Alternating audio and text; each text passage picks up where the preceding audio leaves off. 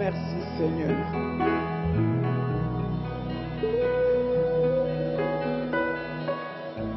Merci Seigneur.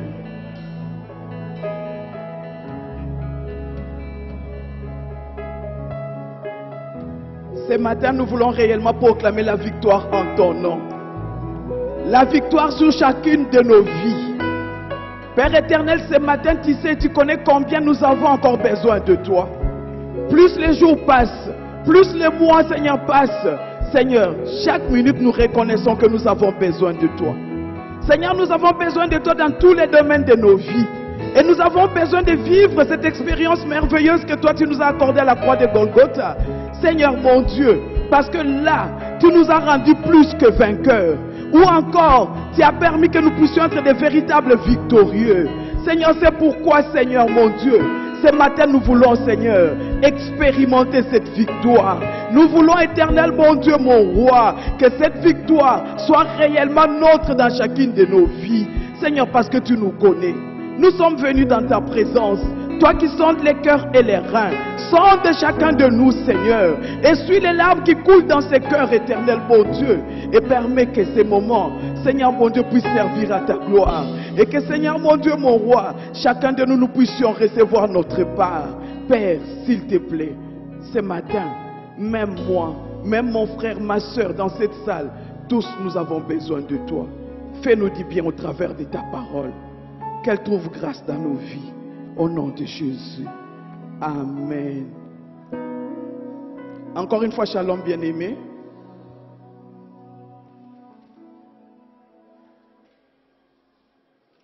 Ce matin, nous sommes toujours dans notre thème de l'année. Avance encore, mais ce n'est pas le thème que je prendrai ce matin. Mais ce matin, j'aimerais juste nous rappeler une chose.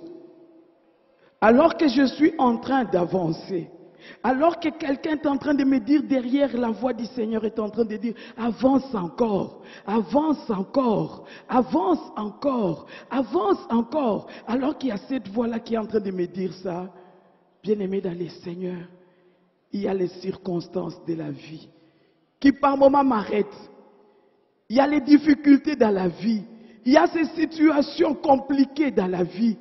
Ces choses pour lesquelles tous, un jour ou un autre, nous nous sommes arrêtés pour dire, pourquoi Seigneur? Pourquoi Seigneur? Pourquoi seulement moi? Pourquoi ça arrive? Pourquoi? Ces choses pour lesquelles des fois, tu ne passes pas bien la nuit. Parce que dans la nuit, quand tu sursautes, le pourquoi monte à la surface. Pourquoi Seigneur? Pourquoi Seigneur? Et nous n'arrivons même pas à bien dormir. Nous n'arrivons pas à bien travailler. Il n'y a pas de concentration parce que le pourquoi a déjà pris le dessus. J'ai commencé à réfléchir sur ce pourquoi. J'ai commencé à réfléchir sur ce pourquoi. Et je peux appeler ça nos souffrances qui nous amènent au pourquoi. Ces souffrances-là qui nous amènent au pourquoi. Ces épreuves-là qui nous amènent là.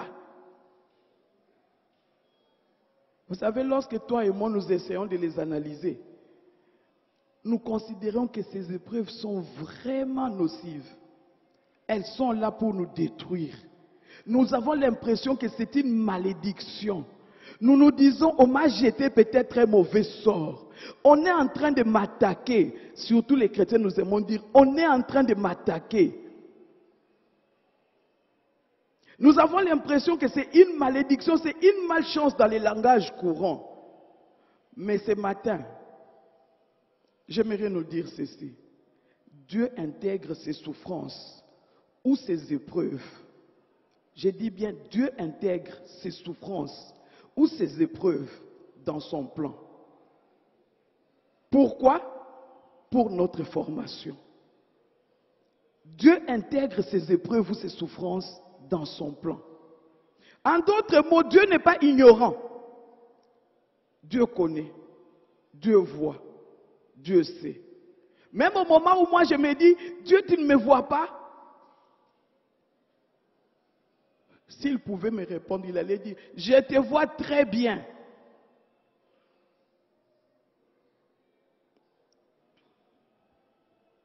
Je vais nous proposer une lecture dans les livres des Hébreux, Hébreux chapitre 12. Je vais commencer ma lecture au verset 5.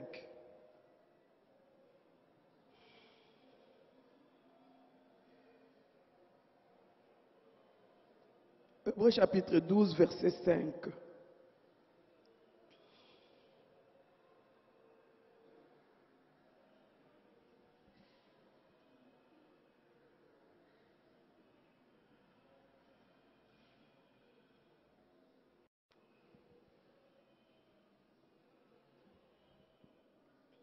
Excusez-moi, je retourne un peu cette histoire pour vous. Hébreux chapitre 5, et je commence la lecture.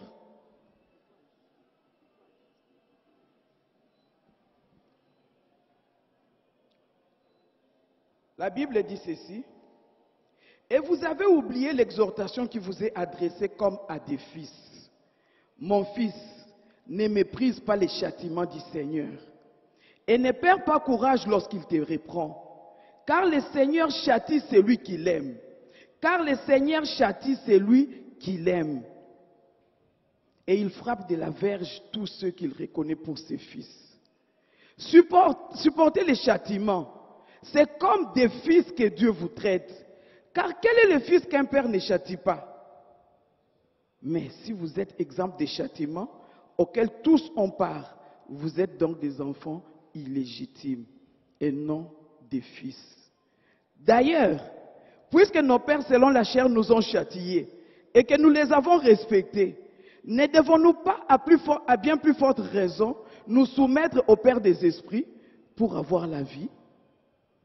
Nos pères nous châtiaient pour peu de jours, comme ils les trouvaient bons. Mais Dieu nous châtie pour notre bien, afin que nous participions à sa sainteté. Il est vrai que tout châtiment semble d'abord un sujet de tristesse et non de joie. Mais il produit plus tard, pour ceux qui ont été ainsi exercés, un fruit paisible de justice. Amen. Je suis tenté de vous proposer comme thème ce matin les châtiments divins.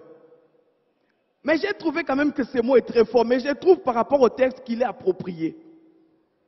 L'épreuve, si vous voulez, mais les châtiments divins.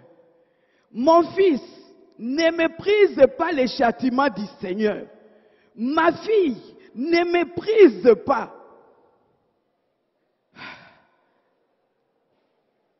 Et pourtant, lorsque nous venons au Seigneur, on nous donne l'impression qu'avec le Seigneur, tout sera comment? Facile, très bien. Il n'y a pas de maladie, il n'y a pas de problème. Tout sera très bien. D'ailleurs, nous allons vivre longtemps. Nous deviendrons trop vieux même dans ce monde. C'est l'impression qu'on nous donne. C'est ça l'exhortation, la prédication que nous avons en général. Mais quand je lis ce texte, je vois qu'il y a autre chose. Et j'ai essayé de voir dans la Bible. Vous savez, juste le verset 5 revient 3 fois dans la Bible. Juste le verset 5. Vous le retrouvez dans Job chapitre 5 verset 17. Mon fils ne méprise pas les châtiments. Job était dans l'épreuve. Quand vous allez dans Proverbe chapitre 3, le verset 11, vous retrouvez encore la même chose. Mon fils, ne méprise pas les châtiments de l'Éternel. Ne méprise pas. Ce matin, j'aimerais te dire, c'est vrai, c'est dur, hein, ce que tu connais. C'est vrai, je suis d'accord avec toi. C'est dur. Ça fait couler les larmes. Ça pousse à se poser des questions. C'est vrai. Mais Dieu dit, ne méprise pas. Seigneur, quelles sont les leçons? Parce que maintenant, je ne dois pas mépriser ces châtiments ou cette épreuve. Mais quelles sont les leçons? En parcourant la Bible, j'ai essayé de chercher un peu qui d'autre a été éprouvé. Et le pourquoi. Le temps me manquerait de revenir sur chaque verset et tout. Je vais essayer de dire comme ça. J'ai commencé avec Mariam ou Marie, la sœur de Moïse. Dans Nombre 12, 1 à 15, vous pouvez trouver cette histoire. Mariam et Aaron se sont levés, ils ont commencé à critiquer Moïse, vous lirez vous-même. Ils ont commencé à critiquer Moïse. Dieu n'a pas aimé ça. Et Dieu a frappé Mariam. Il a permis que Marie ou Mariam ait la lèpre. Et le Dieu là qui a permis qu'elle passe par cette épreuve, l'a guérie. Vous pouvez lire toute l'histoire, je ne peux pas revenir, ça va me prendre trop de temps. Le même Dieu là l'a guérie. Mais la lèpre à cette époque-là, même de nos jours, c'est une maladie pour laquelle on doit mettre quelqu'un en quarantaine. C'est une maladie qui ne met pas tout le monde à l'aise, même la personne qui souffre. Parce que tu peux commencer à perdre comme ça des parties de ton corps. Mais Dieu l'a récupérée. Pourquoi elle était malade? Les murmures. Oh Seigneur, mais pourquoi est-ce que toi et moi, des fois, nous sommes malades? Je ne sais pas. Tout le monde tombe malade parce qu'ils ont murmuré? Non, ce n'est pas ce que je veux dire. Dieu seul sait comment il traite avec chacun de nous. Mais moi, je veux relever le fait qu'il y a eu certaines situations à cause de certaines choses. Et Dieu permet l'épreuve en ces moments-là. Nous connaissons toute l'histoire de Jonas. Jonas déjà, chapitre 1, 1 à 3. Dieu lui dit, va à Nive. La Bible dit, il s'est levé, il est parti à Tarsis. Et en cours de route, il y a eu l'épreuve. On l'a jeté dans l'eau et le poisson l'a avalé. Il a fallu qu'il puisse crier à l'Éternel, qu'il revienne au Seigneur, qu'il demande pardon, si je peux dire ça comme ça, pour que Dieu puisse les relever. Il permet aux poissons de les vomir. Frères, sœurs, ce matin, je ne connais pas ta situation, mais Dieu est encore là, il est fidèle et il est amour. Moïse, pour revenir un peu en arrière, dans Nombre 20, Dieu lui dit, Moïse, parle au rocher et qu'il fasse sortir de l'eau. La Bible dit, Moïse fait quoi? Il frappe les rochers. Et au lieu même seulement de frapper, il dit, vous croyez vraiment que ça, j'ai dit dans mes mots, vous croyez vraiment que c'est de ces rochers que l'eau va sortir? On ne lui avait pas dit de dire tout ça. On lui avait dit seulement de parler au rocher pour qu'il donne de l'eau. Et ça a coûté cher à Moïse. C'est la raison pour laquelle il ne pouvait plus entrer dans la terre promise. Ce n'était pas autre chose.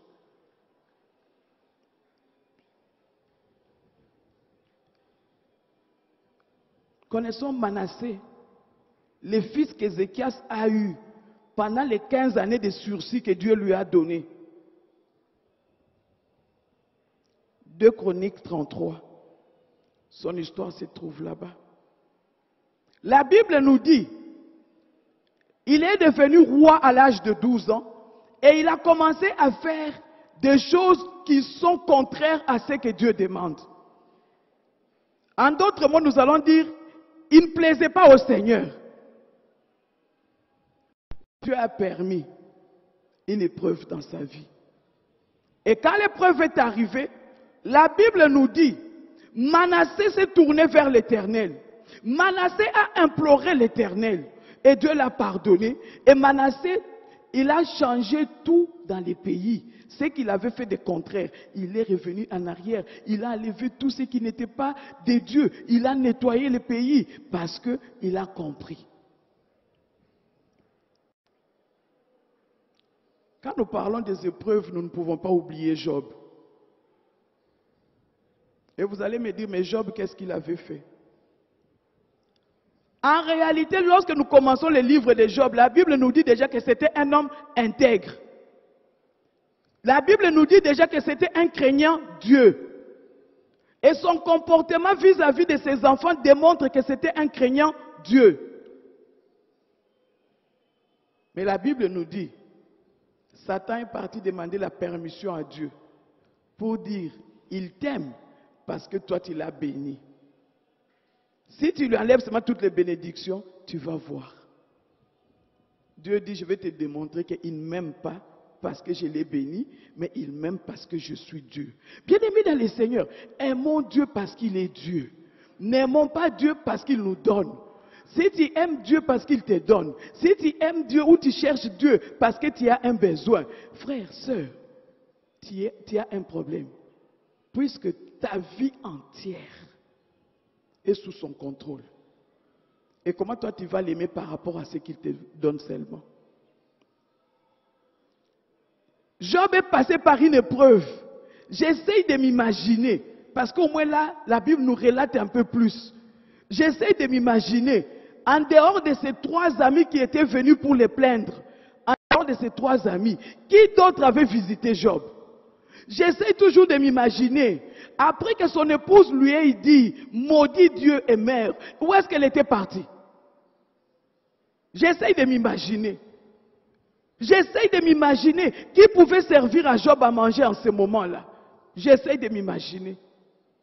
J'essaie de m'imaginer, même ces travailleurs-là qui étaient là, oui patron, où étaient-ils maintenant? J'essaie de m'imaginer. Mais tous nous savons que lorsque quelqu'un n'a plus rien, où sont les autres? En général, ils partent. En général, c'est ça. Mais notre Dieu, il dit, mon fils, ne méprise pas les châtiments. Pourquoi? Parce qu'il est celui qui châtie, et puis après il fait quoi? Il te récupère.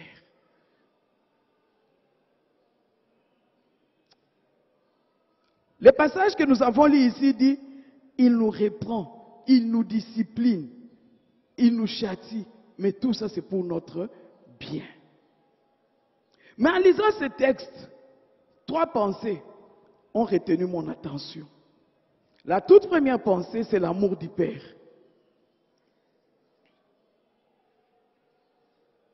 Le verset 6 nous le dit. Dieu ne reprend que celui qui l'aime. Un exemple terre à terre. Dans notre entourage, nous avons la facilité de reprendre ou de conseiller seulement les gens qui sont proches de nous et qui nous écoutent, vrai ou faux? Puisque c'est une réalité que toi et moi nous vivons, nous pouvons comprendre la dimension divine de ça. Dieu ne reprend que celui qui l'aime. Et quand je prends ma Bible, Jean 3,16 que nous connaissons, dit, Dieu a tant aimé le monde, il a aimé sans exception.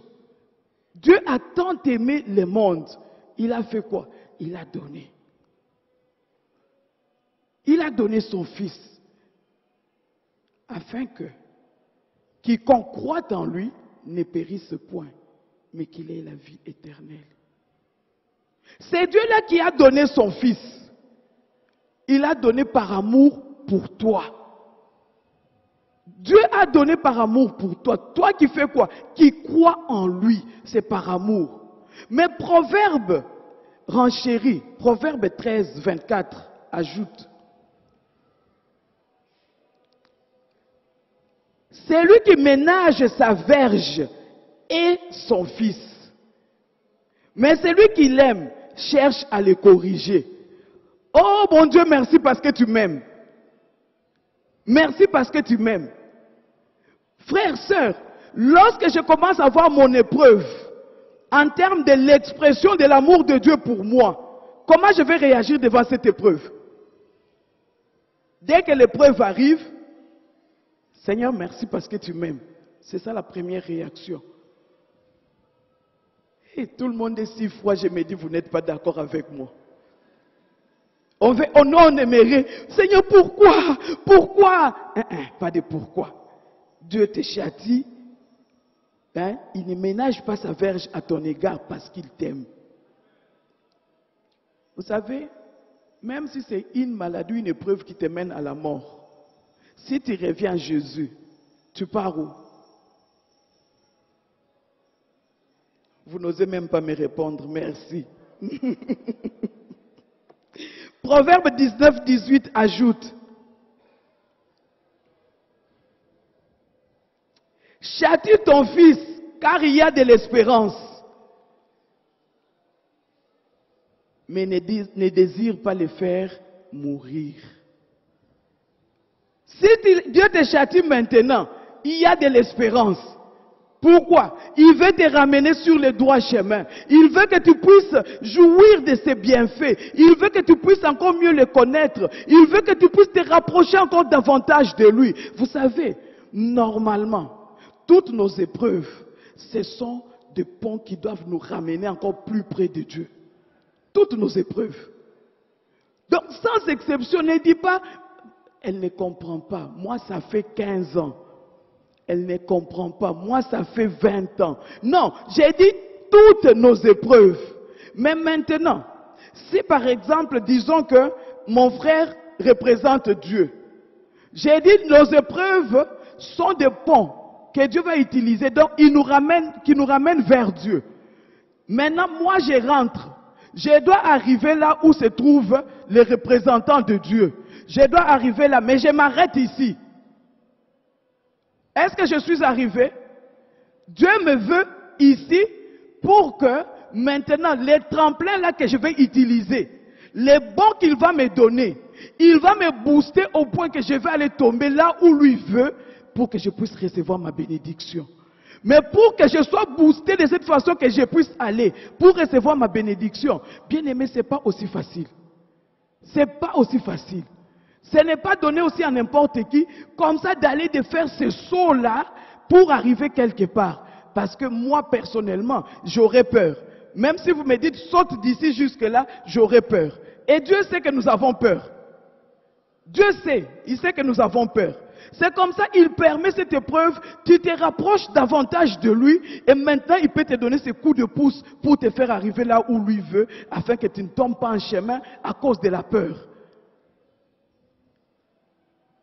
Comment est-ce que tu trouves ton épreuve? Elle ne comprend pas. Ça fait autant d'années que je cherche un enfant. Elle ne comprend pas. Ça fait autant d'années que je cherche les mariages. Elle ne comprend pas. Ça fait autant d'années que je cherche. Je ne peux pas comprendre, mais lui peut comprendre. Et lui dit ce matin, mon fils, ma fille, ne méprise pas. Parce que quand on méprise, il y a autre chose qui arrive, nous allons parler de ça. Mais ici, j'aimerais que tu comprennes que Dieu t'aime. C'est pourquoi il permet que tu expérimentes ces choses pour qu'il puisse te rapprocher encore davantage de lui. Maintenant, imaginez, si Dieu avait enlevé toutes les épreuves, toutes les souffrances, si Dieu enlève tout ça, combien de personnes seraient ici ce matin par amour? Imaginez. Combien? Parce que si j'ai dit ici, qui a besoin de prière pour telle raison, les 3/4 de la salle lèvera la main. Parce que la réalité, c'est que tous nous avons besoin de lui. C'est ça la réalité. Dieu nous aime. Vous savez, la Bible démontre qu'il est notre Père.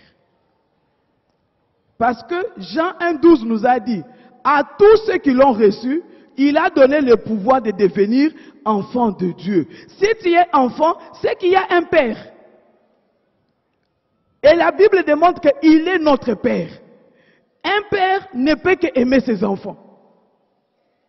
Imaginez dans le monde, lorsqu'on vous dit, cet homme-là a abandonné sa femme et ses enfants. Quelle est notre réaction? Nous n'apprécions pas. Mais notre Dieu, il est notre Père. Romains 8, 15, juste la partie B, ajoute. Mais vous avez reçu un esprit d'adoption par lequel nous crions Abba, Père. Si toi aujourd'hui tu es appelé enfant de Dieu, c'est-à-dire Dieu est ton Père. Et s'il est ton Père, c'est-à-dire il t'aime. Il t'aime. Et il peut te châtier parce qu'il t'aime. Quand les disciples demandent à Jésus, montre-nous comment prier. Jésus dit, écoutez, Matthieu 6, 9, commencez comme ça. Notre Père qui est aux cieux.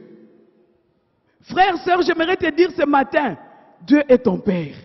Peut-être que tu es en train de te rechercher, tu es en train de te poser des questions, tu es en train peut-être de t'imaginer beaucoup de choses, et peut-être même tu es en train de te dire ceci.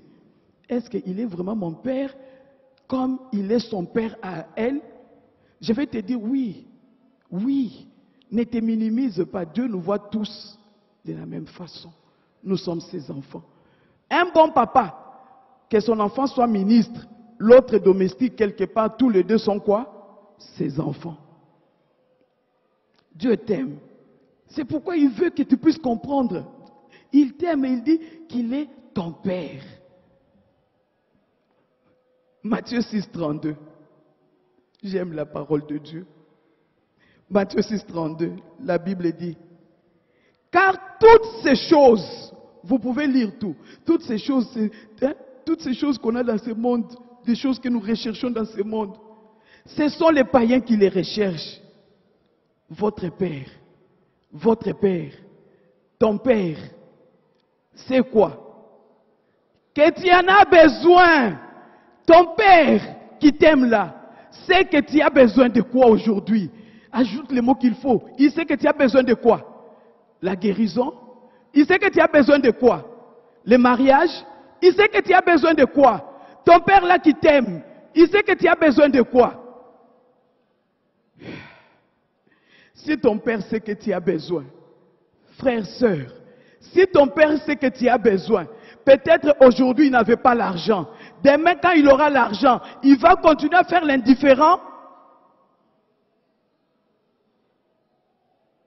Ton Père sait que tu as besoin de sortir de cette situation. Ton Père sait que tu as besoin d'être délivré de cette situation. Ton Père sait que tu as besoin qu'il t'ouvre cette nouvelle porte. Ton Père sait. Et puisqu'il le sait, au lieu de regarder au châtiment, regarde à lui.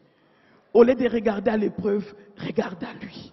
C'est dur, mais moi j'ai dit des fois même avec larmes, Seigneur, s'il te plaît, donne-moi la main, aide-moi à avoir mes yeux fixés sur toi.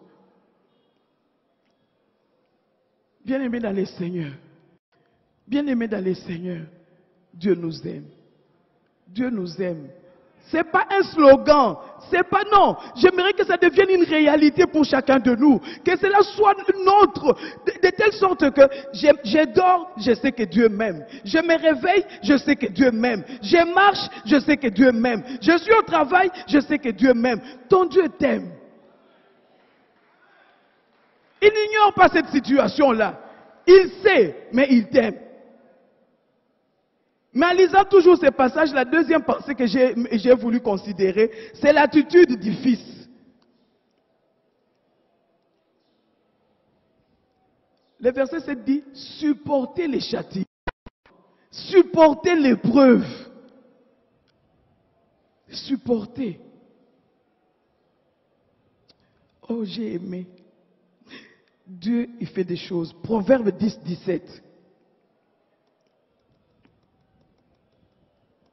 Proverbe 10, 17 atteste que celui qui se souvient du chemin de la correction, celui qui se souvient du chemin de la correction, c'est-à-dire le fils qui a compris la correction qu'on lui a accordée, prend le chemin de la vie.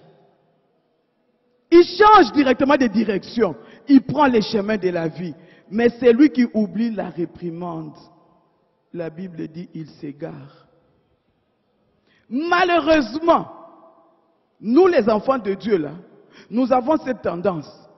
Lorsque tout ne va pas, j'ai prié Dieu du Seigneur, si tu fais pour moi, moi je vais commencer à faire pour toi. Comme si c'était conditionné. Ou encore, nous prions en fonction de nos difficultés. Un exemple terre à terre. Quand nous étions encore de l'autre côté, une fois j'étais tombé, je me suis blessé au genou, mais c'était quand même une blessure assez profonde. Les médecins m'ont dit, comme c'est au genou, tu dois t'asseoir, ne bouge pas. Tu dois vraiment rester jambes étendues et tout. Pendant cette période, j'ai dit, je comprends aujourd'hui les accidentés. Ils souffrent. Puisque je les comprends, qu'est-ce que je vais commencer à faire? Je vais commencer à prier pour les accidentés, parce que je sais, il y en a tous les jours, vrai ou faux? Je vais commencer à prier pour les accidentés. Mais je confesse que j'ai prié pour les accidentés. Mais pas tel que je l'avais souhaité en ce moment-là quand j'étais dans la difficulté. Pas de la même façon. C'est ça normalement, enfant de Dieu. Si on ne prie pas assez, on oublie même qu'ils existent.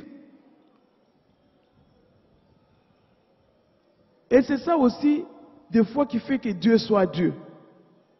Parce qu'il permet que nous puissions connaître des épreuves. Quand l'épreuve passe, alors que nous avons pleuré, on fait quoi? On oublie.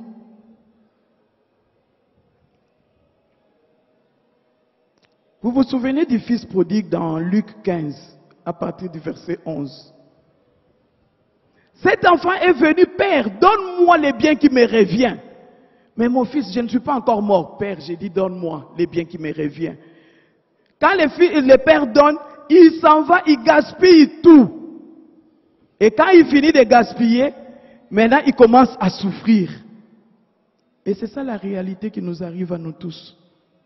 Nous disons à Dieu, donne-moi, donne-moi, donne-moi. Dieu te donne la vie. Dieu te donne tout un corps, il te donne la vie ou le souffle de vie. Tu pars. Et tu gaspilles ta vie. Tu te retrouves dans une condition difficile. Tu es éprouvé peut-être dans ton corps. Comme ce fils, il est revenu à son père. Le père, dans son amour, a toujours les bras tendus pour son fils. Le père, lorsque le fils part, il attend toujours son retour. Matthieu 11, 28 dit ceci. Et ça, c'est notre Père qui nous parle à nous tous. Venez à moi, vous tous qui êtes fatigués et chargés. Je vous donnerai du repos. Nous sommes fatigués, chargés de toutes les circonstances de la vie. Nous sommes fatigués, chargés de toutes ces épreuves. Nous sommes fatigués, chargés de toutes ces questions qui montent dans nos cœurs. Nous sommes fatigués. Mais maintenant, où aller si ce n'est dans ses bras? Comme ce fils qui était dépassé par les circonstances de la vie, il est revenu dans les bras de son père, dans la maison du père. Frères, sœurs, il y a suffisamment de nourriture pour nous tous. Reviens à ton père et c'est comme ça que lui pourra prendre soin de toi. Parlant de l'attitude du fils, bien-aimé dans le Seigneur, faisons attention. Il y a des gens qui sont arrivés dans l'église et qui ont été éprouvés d'une façon ou d'une autre. Au lieu de revenir dans les bras du Père, au lieu d'implorer la grâce de Dieu, ils se sont rebellés.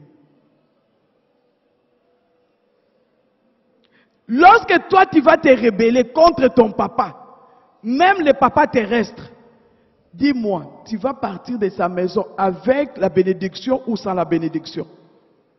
C'est sans la bénédiction. Donc on ne peut pas se rebeller contre Dieu.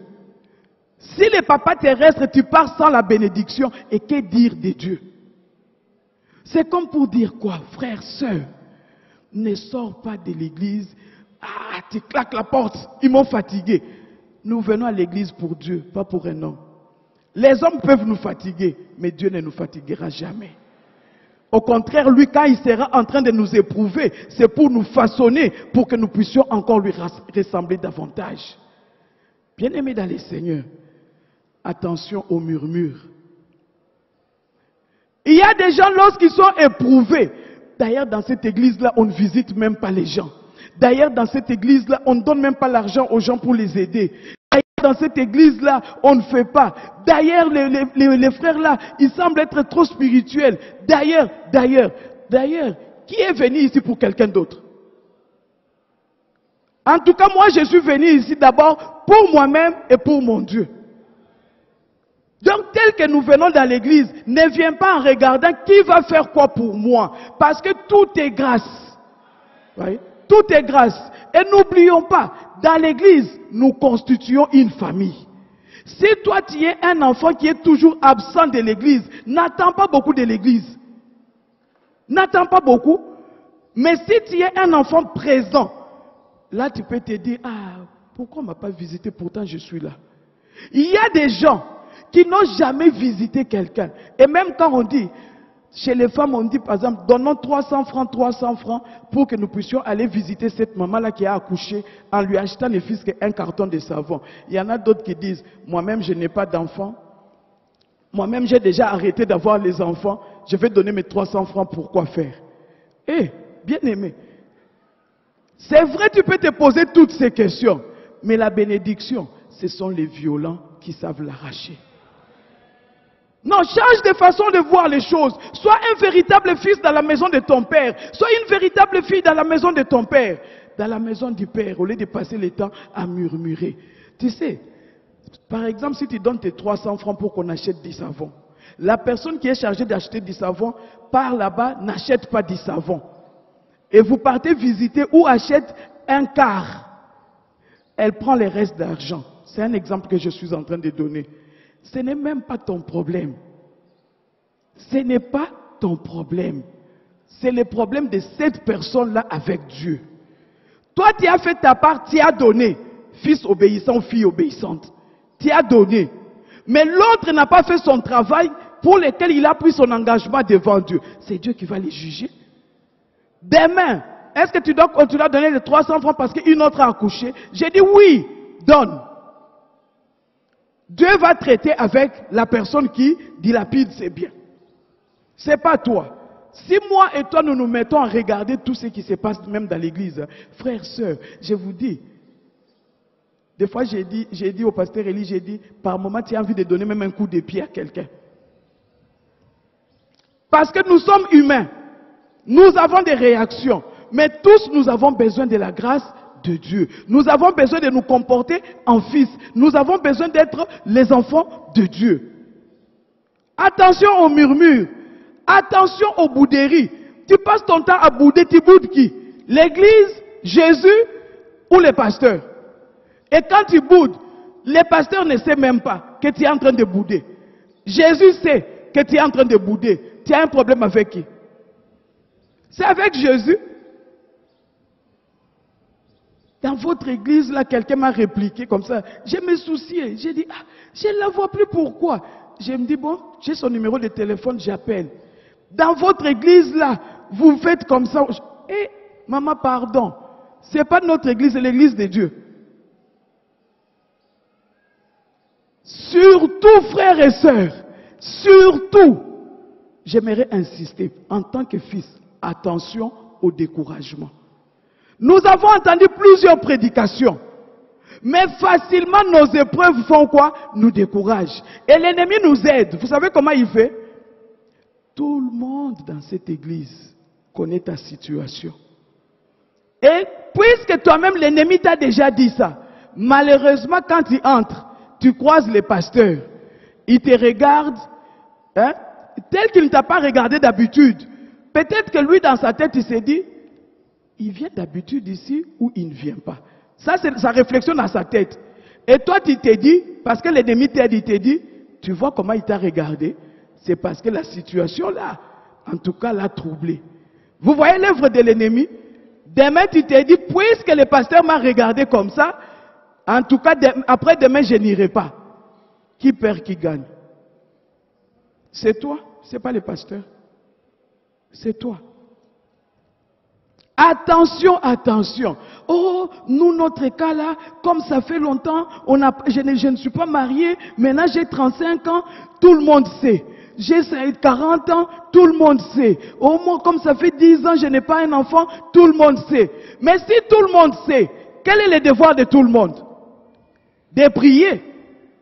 Si quelqu'un murmure, si quelqu'un commence à raconter, il a un problème avec Dieu. Donc toi, au lieu de t'isoler, fais quoi? Reste. Reste. Laisse chacun faire ce qu'il veut. Dieu est au contrôle de la situation. Vous savez, ce n'est pas en vain que nous venons comme ça. Ce n'est pas en vain. Dieu sait ce qu'il est en train de faire avec nous. Donc attention, faisons attention à ces petites choses. Parce que nous avons une attitude à adopter en tant qu'enfants de Dieu. Moi, je m'attends à la bénédiction. Et puisque je m'attends à la bénédiction, j'ai un comportement que je dois afficher. J'ai une façon d'être que je dois afficher parce que je veux que Dieu puisse me bénir. Bien-aimés dans les Seigneurs, nous aimons dire nous sommes plus que vainqueurs.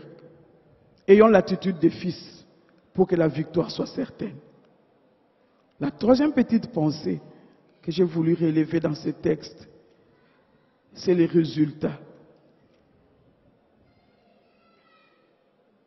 C'est les résultats. Le tout dernier verset, le verset 11 dit, « Il est vrai que tout châtiment semble d'abord un sujet de tristesse et non de joie. Mais il produit plus tard, pour ceux qui y ont été ainsi exercés, un fruit paisible de justice. » Mais le verbe là qu'on utilise ici, exercer, c'est-à-dire, tu as fait des exercices. Pas seulement un seul exercice, ça peut être plusieurs exercices. Peut-être des moments de prière ordinaire, des moments de jeûne, peut-être que même tu as posé même d'autres actions. Ça a pris le temps que ça pouvait prendre, mais tu as pris l'attitude de fils qui fait quoi? Qui s'exerce toujours. Mais, lorsqu'on arrive à la fin de cet exercice, la Bible nous dit qu'il y a une récompense. La Bible nous dit qu'il y a une bénédiction. La Bible nous dit Dieu fait quelque chose pour nous. Frères, sœurs, si j'essaie de regarder les résultats, je vais dire à quelqu'un ce matin, au lieu de baisser la tête, au lieu de commencer à avoir honte, au lieu de pouvoir peut-être t'isoler, je vais te dire, à cause du fait que la bénédiction vient toujours, il ne sera pas toujours nuit dans ta vie, le jour finira par surgir. Puisque c'est comme ça, j'aimerais dire à quelqu'un, relève ta tête ce matin. Relève ta tête ce matin. Relève ta tête. Oh, j'aime dire des fois, Seigneur, je m'accroche à ce genre de paroles. Je veux voir ta gloire. Je vais vivre ces fruits paisibles de justice. Cette conséquence qui suit mon attitude. Je veux vivre cela. Je veux voir comment cela va s'accomplir. Au lieu de te décourager, relève ta tête. Les résultats sont certains. Ça arrive. Si la prophétie tarde dans son accomplissement, attends-la. Attends-la. Que quelqu'un ne vienne pas te dire, il n'y a pas d'onction. Dans ce qu'elle dit là, il n'y a pas d'onction. C'est un mensonge. Prends par la foi. Prends par la foi. Ce matin, j'aimerais te dire, tu passes par l'épreuve. Oui, c'est une vérité. Mais prends courage. Les résultats seulement que je vois ici, prends courage. Et c'est les deux autres textes que je t'ai donnés, où on parle de ces versets de « Mon fils ne méprise pas les châtiments ». Essaye de voir, tu vas voir les résultats. Dans Job, Dieu dit, il est celui qui châtie et il est celui qui guérit. C'est-à-dire, il permet l'épreuve et il en apporte la solution. Pourquoi tu dois baisser la tête? Tu as un papa si merveilleux, capable de changer ta vie, capable de transformer ton histoire, capable aujourd'hui même de dire un seul mot pour que tout change en ta faveur. Il est capable. Je vais conclure en disant, pour un enfant de Dieu, les épreuves sont des signes qui démontrent que Dieu les traite comme un enfant légitime. Oh, ça j'aime, ça j'aime, ça j'aime. Les épreuves. Oh Seigneur, mais ça me fait mal. Oui, ça te fait mal. Mais c'est une démonstration du fait que tu es un enfant de Dieu. Pas un enfant illégitime, mais un enfant légitime. Quelqu'un comprend un enfant légitime? C'est-à-dire, ce n'est pas un enfant qui t'a pris, je ne sais pas moi, non, c'est légitime. Quand je vois ça, ça me fait du bien. Et puisque je suis un enfant légitime, il m'aime tellement qu'il ne veut pas me perdre. Dans mes épreuves là, Psaume 23, même quand il marche dans les difficultés, je ne sais pas lesquelles, sa houlette et son bâton te rassurent. Il marche avec toi. Oh, ça j'aime. Mais remarquez avec moi, Romains 8, 18, et je termine par là. Ajoute quelque chose. Romains 8, 18, ajoute. J'estime que, bien aimé, j'estime que nos souffrances du temps présent, ces souffrances-là qui me font, nos souffrances du temps présent ne sauraient être comparées à quoi? À la gloire à venir. Mes souffrances-là, ces choses-là pour lesquelles moi je pleure, mon Père Céleste me dit, tu ne peux pas comparer ça à la gloire à venir. Cette gloire qui sera révélée pour nous ou encore pour moi. Frère, sœur, j'aimerais te dire ce matin, relève ta tête. Ça fait mal, mais relève ta tête. Relève ta tête. Vous savez quoi? Nous sommes partis visiter Papa Adrien. J'ai partagé avec lui ces textes. On l'avait trouvé fatigué. Il s'est relevé. Ça c'est pour moi. Ça c'est pour moi. Ça c'est pour moi. On a prié. On a prié. Et on est resté, on était parti pour quelques temps. On est resté pendant longtemps. En train de parler. Son épouse était là. Il a parlé plus longtemps que d'habitude. Frère, sœur, tu peux prendre cette parole pour toi? Tu peux? Moi je la prends pour moi. Moi je la prends pour moi. Nous allons prier. Prie et dis au Seigneur, je prends cette parole pour moi. C'est vrai, j'ai des difficultés. C'est vrai, je souffre. C'est vrai, je regarde à gauche, à droite, épreuve sur épreuve. Mais, je sais une chose. Tu es ma victoire. Tu es ma victoire. Il y a des bons résultats pour moi. Et ces souffrances-là, pour lesquelles je croyais que c'était fini pour moi, aujourd'hui tu me dis relève ta tête, parce que ça, c'est juste une formation. C'est juste une formation. Et ces souffrances ne sont pas comparées avec la gloire à venir. Élève ta voix, commence à parler à ton Dieu. Dis un mot au Seigneur. Je ne sais pas ce que toi tu as retenu, mais dis un mot au Seigneur. Et alors que nous sommes en train de parler au Seigneur, peut-être que toi tu n'as pas encore reçu Jésus dans ton cœur comme Seigneur et Sauveur. Et tu es là. Jésus t'aime. Il veut t'aider. Il veut te soutenir dans tes souffrances. Et il veut que tu lèves ta main pour qu'il puisse bien prendre place dans ton cœur afin de t'aider dans tes souffrances. Est-ce que tu es là? Quelqu'un est là, il veut recevoir Jésus-Christ dans son cœur comme Seigneur et Sauveur?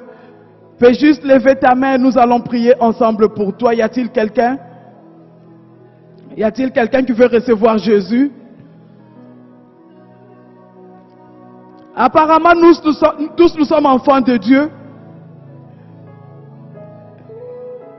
Peut-être que toi, tu es en train de passer par une situation et tu es découragé. Peut-être que toi, tu as l'impression que malgré tout ce que j'ai eu à dire ici, toi, ça ne t'a pas aidé. Tu es quelque part comme bloqué, cartonné quelque part. Peut-être que lorsque toi tu regardes à ton problème, ou à ton châtiment, ou à ton épreuve, tu as l'impression que ça dépasse les épreuves de tout le monde ici. Tu peux te lever, nous allons ensemble prier. Dieu t'aime et il a un plan pour toi. Il veut te visiter dans cette épreuve-là. Il veut te visiter. Et toi tu es peut-être découragé, et tu te dis mon épreuve dure. Mon épreuve dure. Dieu veut te visiter ce matin. Tu peux te lever, nous allons ensemble prier pour toi. Y a-t-il quelqu'un qui veut qu'on puisse prier par rapport à cette situation qu'il est en train de traverser? Y a-t-il quelqu'un qui veut qu'on puisse prier? Dieu t'aime et il a un plan pour toi. Dieu t'aime et il veut changer ta circonstance. Dieu t'aime et il veut toucher ton cœur. Dieu t'aime et il veut te donner une autre compréhension de choses. Dieu t'aime et il veut agir en ta faveur. Dieu t'aime. Dieu t'aime. Bien-aimé, j'aimerais que tu prennes par la foi. La guérison, on peut la prendre par la foi. Les mariages par la foi. Les travails par la foi. Tu peux te lever, nous allons ensemble prier. Si tu as besoin peut-être qu'on puisse prier pour toi, tu peux te lever alors que Papa Abéry avance. Tu as besoin qu'on prie pour toi, tu te lèves. Dis au Seigneur, quel est ton besoin? Quel est ton besoin? Tu t'es levé, c'est une bonne chose, mais tu veux que Dieu puisse faire quoi pour toi? Tu veux que Dieu puisse faire réellement quoi pour toi? Il est là, il veut relever ta tête. Il est là, il veut répondre à ton besoin. Il est là, il connaît les cris de ton cœur. Mais il veut que tu lui dises un mot. Par là, c'est Dieu.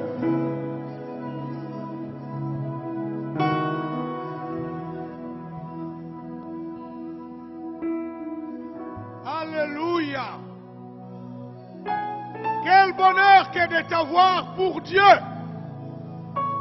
Quelle grâce de t'avoir pour Père. Ce matin, nos cœurs sont réjouis. Réjouis par ta parole. Parce que tu demandes au peuple de relever la tête. Relève ta tête. Car je suis ton Dieu. Je suis ton bouclier. Je ne suis pas un homme. Je suis ton Dieu et je suis ton Père. Abba. Abba Père. Nous voici devant toi ce matin. Le peuple est devant toi, Seigneur. Il n'attend qu'une chose. Recevoir de toi les directives pour continuer la marche tête haute. Tête haute, nous le serons, Seigneur, dorénavant, parce que tu es notre Père. À qui d'autre irions-nous, Seigneur? Visite le peuple. Ce matin, change les codes de lecture.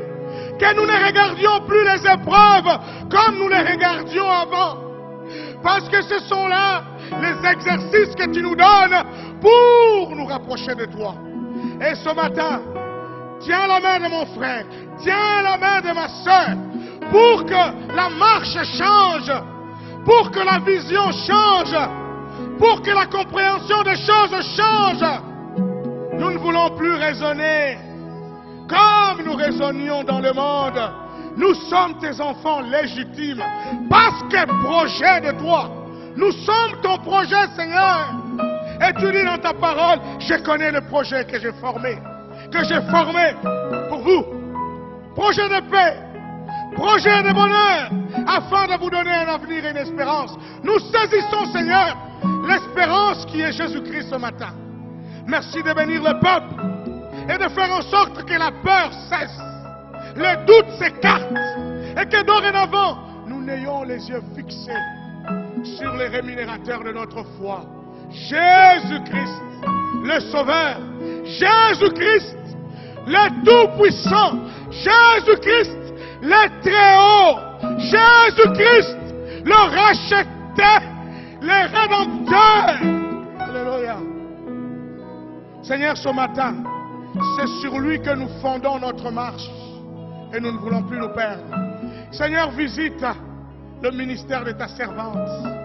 Visite encore là, Seigneur, parce que toutes les fois qu'elle se tient ici, nous bénéficions des expériences qu'elle fait avec toi. Seigneur, on les voit quand elle se met à sourire, parce qu'elle a vu ce que tu as fait. Seigneur, ce matin, nous saisissons cette parole. C'est une parole exercée. Nous ne voulons pas que l'ennemi vienne nous voler ça. Que l'ennemi ne vienne pas nous voler ça. Que les oiseaux ne viennent pas nous prendre cette sémence. Merci, Seigneur. Bénis ta servante. Au nom de Jésus.